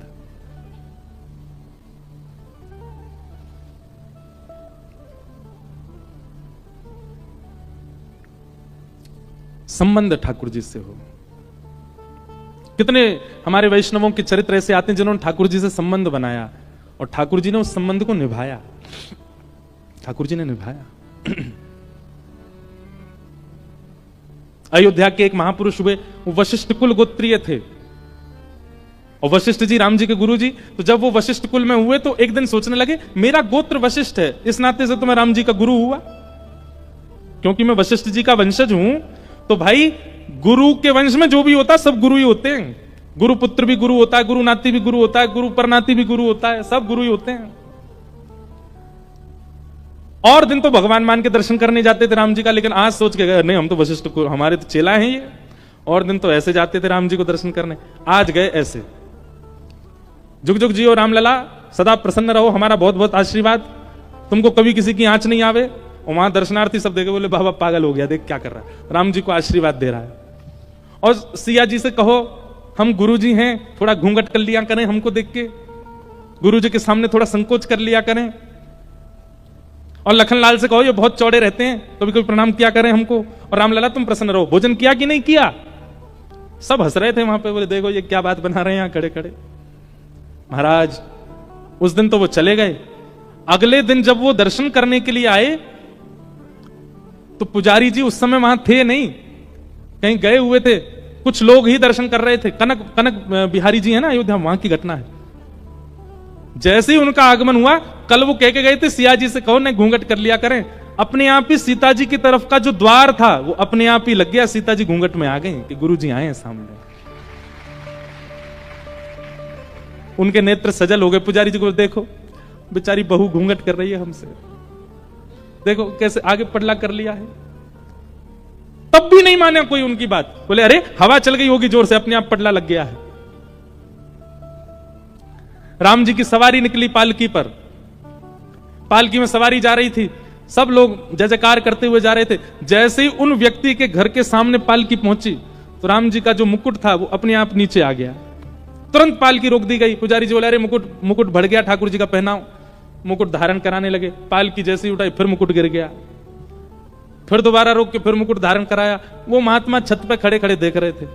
अरे पुजारी जी नहीं पहनेंगे, गुरु जी के सामने मुकुट थोड़ी पहनेंगे, एक मुकुट गिर के रखेंगे, बिना मुकुट के ले जाओ। आप कहेंगे महाराज जी कही कही सुनी बात है। आज भी राम जी की जब पालकी निकलती है ना, उन महापुरुष का घर जब भी आता है, ये तो बहुत पुरानी घटना है पर उनका निवास आज भी हमने सुना अयोध्या के लोगों से, आज भी वहां से राम जी की जब पालकी निकलती है तो राम जी अपने आप ही मुकुट उतार देते हैं। ये हमारे गुरु जी का घर है, आज तक राम जी संबंध निभा रहे हैं गुरु शिष्य का। इसी कलिकाल में कुछ वर्षों पुरानी घटना, लेकिन संबंध आपके चाहने से नहीं होना चाहिए। आपके मन में वो छवि ठाकुर जी की उसी संबंध की दिखने लग जाए। आपको ठाकुर जी वैसे ही दिख रहे हैं। कोई जगत प्रशंसा के लिए या जगत में बहुत नाम के लिए वो संबंध हुआ तो नरक जाना पड़ेगा। कहीं आपने इसलिए किया कि मैं सबको दिखा सकूं, देखो मैं ठाकुर जी को ये मानता हूं, तो नरकगामी हो जाओगे आप। आपके स्वप्न में, आपके आभास में, आपके हृदय में, आपके स्वभाव में, चिंतन में फिर वैसे ही दिखते हैं आपको। आप जब जब ठाकुर जी को दिखते हो, आपको ठाकुर जी के रूप में अब जो भी संबंध आपका वही दिखते हैं, तो ही आपका संबंध सार्थक है। पर संबंध होना चाहिए। वैद्यम वास्तवमत्र वस्तु शिवदम, भागवत जी संबंध कराती है ठाकुर जी से। और जब तक संबंध के रूप में ठाकुर जी ना दिखें, केवल परमात्मा दिख रहे हैं, कथा सुनते रहिए सुनते रहिए, एक दिन तो आएगा ठाकुर जी अपने आप ही स्वप्न में या स्वभाव में या मन में अपना संबंध बता देंगे कि मैं आपको इस रूप में मिलूंगा, और फिर वही रूप ठाकुर जी का स्वीकार करो। मित्र के रूप में हूं, गुरु के रूप में हूं, प्रियतम के रूप में हूं, जिस रूप में भी चाहे।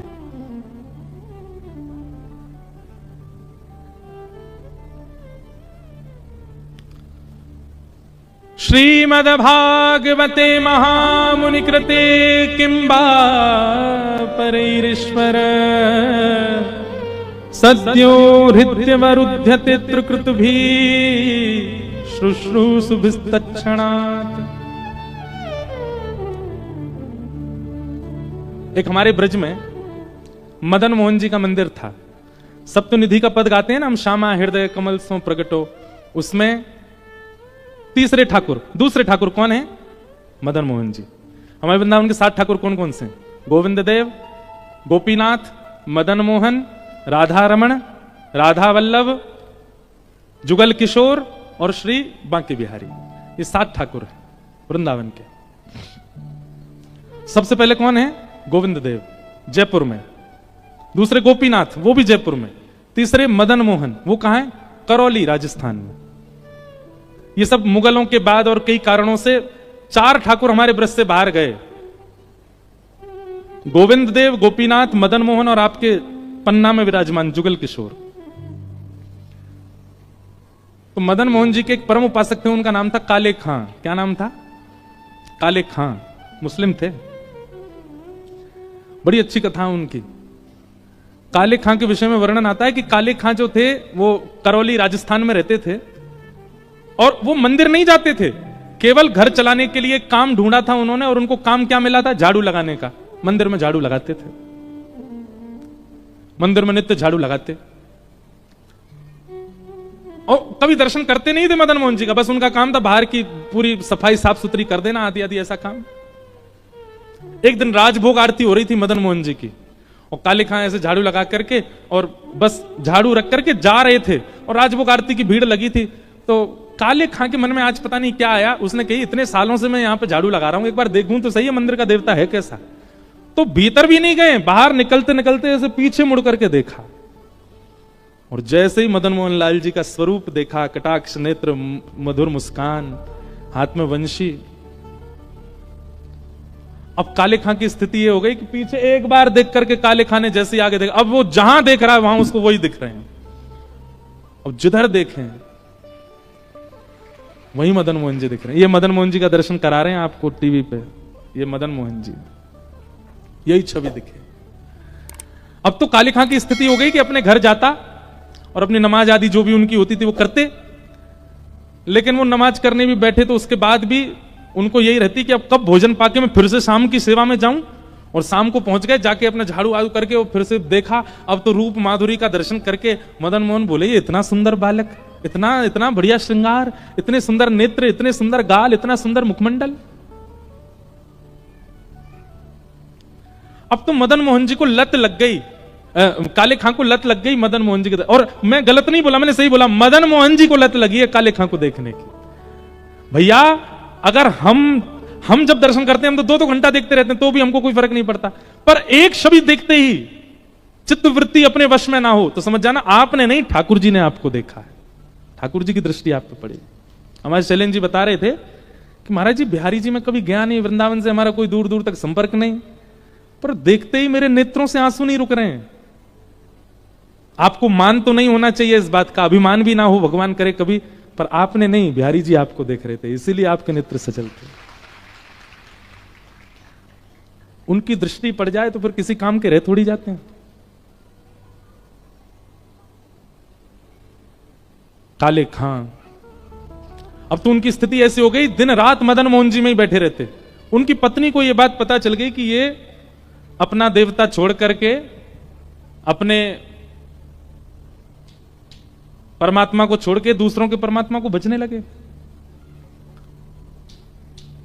काले खां के कोई संतान नहीं थी और उनकी पत्नी ने सारा आरोप लगा दिया मदन मोहन जी पे, बोली कि तुम्हारे संतान इसीलिए नहीं है, हम दोनों के बालक इसीलिए नहीं हो रहे हैं क्योंकि तुम हमारे भगवान को तो मनाते नहीं हो, ये हिंदुओं के भगवान को मना रहे हो। हमारे भगवान को मनाओगे तो संतान होगी ना हमारे घर में। और इस बात का इतना आरोप लगाने लगे काले खां के ऊपर।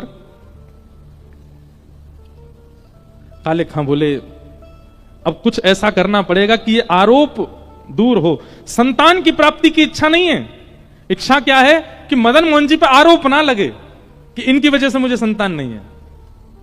वो प्रियतम मानते थे मदन मोहन जी को, अपना प्रेमी। मदन मोहन जी से जाके बोले हे नाथ, मुझे संतान नहीं चाहिए, पर मेरी पत्नी आप पर आरोप लगाती है कि आपकी वजह से मुझे बालक नहीं हो रहे हैं।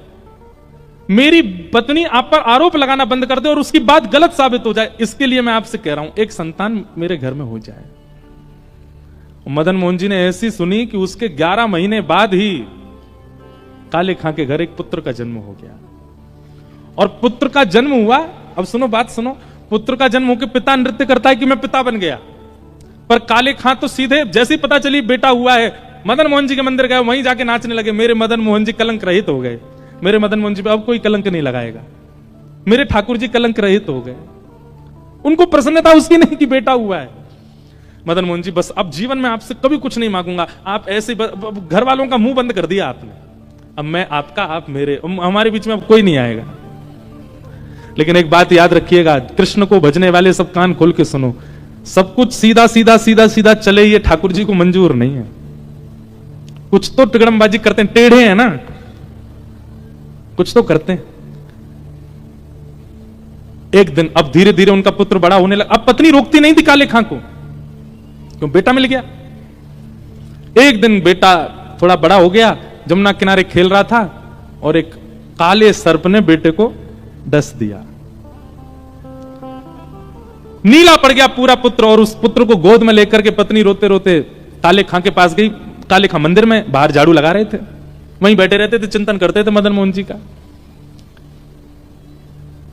हमारे पुत्र को सर्प ने काट लिया, चिल्लाती हुई आई, जल्दी करो, वैद्य के पास ले चलो, किसी फकीर के पास, उसको झाड़ा लगवाना पड़ेगा, इसका विष उतरवाना है।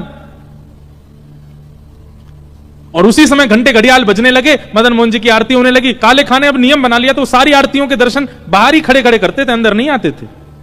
कहीं कोई कुछ कहना दे, कोई कुछ कहता नहीं था, पर फिर भी उनको था कि मुझे कहीं कष्ट ना हो जाए कि कोई मुझे टोक दे, तुम क्यों आ गए, इसलिए बाहर जी दर्शन करते थे।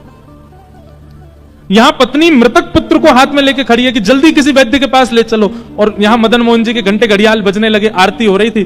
तुरंत उत्साह में खड़ा हो गया और खड़े होकर के मृतक पुत्र को देखने के बाद भी पलट गया और मदन मोहन जी की आरती करने लगा। दूर से बोलेंगे, आहा मेरे लाला कितने सुंदर लग रहे हो, कितने प्यारे लग रहे हो। पत्नी ने जब यह दृश्य देखा, अपने मृतक पुत्र को वहीं रख दिया और अपने पति से लड़ने लगी। बोले कि तुम किस नरक में जाओगे, कि क्या गति होगी तुम्हारी। तुम अपने परमात्मा को छोड़ दूसरों के परमात्मा को भजते हो, और वो भी इस स्थिति में, तुम्हारा बालक मरा पड़ा है सामने। यदि आज ये बालक जीवित नहीं हुआ, तुमसे तो कुछ नहीं कहूंगी मैं भी अपने प्राण यहीं त्याग दूंगी, और मेरा और तुम्हारे पुत्र दोनों के मरने का सारा आरोप लगेगा इस मदन मोहन लाल को। काले खां को यही मंजूर नहीं है, मुझे कुछ भी कह दो, मेरे मदन मोहन जी को कुछ मत करो, वो मेरे प्राण हैं, मेरे जीवन धन है, उनके ऊपर आरोप मत लगाओ। मदन मोहन जी की आरती चल रही है और पत्नी यहां पर अपने प्राण त्यागने की बात कर रही है। यदि मेरा पुत्र जीवित नहीं हुआ ये आरती विश्राम होने तक, तो मैं भी प्राण त्याग दूंगी। और दोनों के मरने का सुन लो सब गांव वालों और सब शहर वालों, सब दुकानदारों, हम दोनों के मरने का आरोप मदन मोहन लाल, इन्हीं की वजह से ही मरेंगे हम दोनों। काले खां के नेत्र सजल हो गए, अपने मधुर मदन मोहन जी को देख रहे हैं। तो काले खां ने उर्दू में एक पद गाया मदन मोहन जी का, कि मुसफ़्फ़क़ सफीक रफीक दिल दोस्त मेरे, ठाकुर जी से कह रहे हैं, मेरी नजदीकी हकीकी ख्याल कीजिए, मेहरबान कदरदान आला तू जहान बीच, मुझसे गरीबों का गुनाह माफ कीजिए, काले बेकरार खड़ा तेरे दरबार बीच, नंद के कुमार जरा गौर अब कीजिए, हिंदुओं के नाथ तो हमारा कोई दावा नहीं। अंतिम पंक्ति इतनी सुंदर है, अगर आप हिंदुओं के भगवान हो केवल, तो मेरी पत्नी भी मर जाए, बेटा भी मर जाए, मैं भी मर जाऊं, लेकिन मैंने विश्व को आपको जगन्नाथ कहते हुए सुना है, हो जगत के नाथ तो हमारी खैर लीजिए। जैसे ये बात कही, हिंदुओं के नाथ तो हमारा कोई दावा नहीं, पर जगत के हो नाथ तो हमारी सुध लीजिए। अगर आप जगन्नाथ हैं तो जगत में तो मैं भी आता हूं, मैं हिंदू नहीं हूं पर जगत में तो हूं, और आप तो जगन्नाथ हो। काले खां ने, हजारों की तादाद में भीड़ खड़ी हो गई थी, नीला पड़ा है पुत्र और पत्नी प्राण त्यागने को तैयार खड़ी है, काले खां गा रहा है, हो जगत के नाथ तो हमारी सुध लीजिए। और ऐसा कहते ही काले खां का पुत्र जीवित होकर खड़ा हो गया, और जैसे ही खड़े हुए अपने पिता की उंगली पकड़ ली, अपनी भाषा में जो पिता को बोलते हैं वही बोलते हुए, पिताजी एक बालक मेरे साथ खेल रहा था, वो बालक कहां गया, वो बहुत अच्छा था, वो बहुत सुंदर था, वो मेरे साथ खेल रहा था, पिताजी वो कहां गया, उसके बड़े बड़े नेत्र थे, बहुत सुंदर था, उसकी मुस्कान बहुत अच्छी थी, मुझे उसके साथ खेलना नहीं है पिताजी, बस उसके सामने बैठकर उसको देखना है, वो कहां है पिताजी। काले खां ने अपने पुत्र को गोद में लिया और इशारा करते हुए मदन मोहन जी की ओर दिखाया, देख सामने देख, वो तो नहीं। और जैसे बालक ने देखा, हाँ पिताजी यही तो था जो मेरे साथ खेल रहा था, इतनी देर से मैं और ये यमुना तट पे ही खेल रहे थे। उसी दिन काले खां की पत्नी, उनकी बेगम और उनके पुत्र तीनों और पूरा वंश मदन मोहन जी के दरबार के सेवक बन गए। आज भी मदन मोहन जी में आरती होती है, आरती के बाद ये गाया जाता है। मदन मोहन जी के बाद एक शब्द और गाते हैं वहां पे, करौली राजस्थान में, कारे के बेटा को जब कारे ने खायो, कारे के बेटा को जब कारे ने खायो, तो कारे की कविता सुन बेटा जिवायो है। कारे के बेटा को कारे ने खायो, तो कारे की कविता सुन कारे ने जिवायो है। ये भी तो काले हैं, ऐसे हमारे ठाकुर जी। तो संबंध बहुत जरूरी है ठाकुर जी के प्रति, और वो संबंध कथा बनवाएगी। गाओ। ब्रज के नंद लाला, राधा जी के सांवरिया, सब दुख दूर हुए जब तेरा नाम लिया। ब्रज के नंद लाला, राधा जी के सांवरिया, सब दुख दूर हुए जब तेरा नाम। एक रहस्य की बात बताएं, अगर कथा हो और कथा में कीर्तन हो और उस कीर्तन में कोई ताली ना बजाए और गाए ना, और कहीं गलती से उसका दोबारा जन्म अगली बार हुआ, तो जीव और हाथ मिलते नहीं है फिर। इसलिए आप सबसे हमारी प्रार्थना है, इतना मधुर संकीर्तन है, इतना मधुर वातावरण है, सागर में एक सूक्ष्म कुंभ जैसा प्रकट हुआ है। ठाकुर जी की ऐसी मधुर कथा चल रही है, भाव से करताल बजा के मदमस्त होकर के गाइए सब लोग।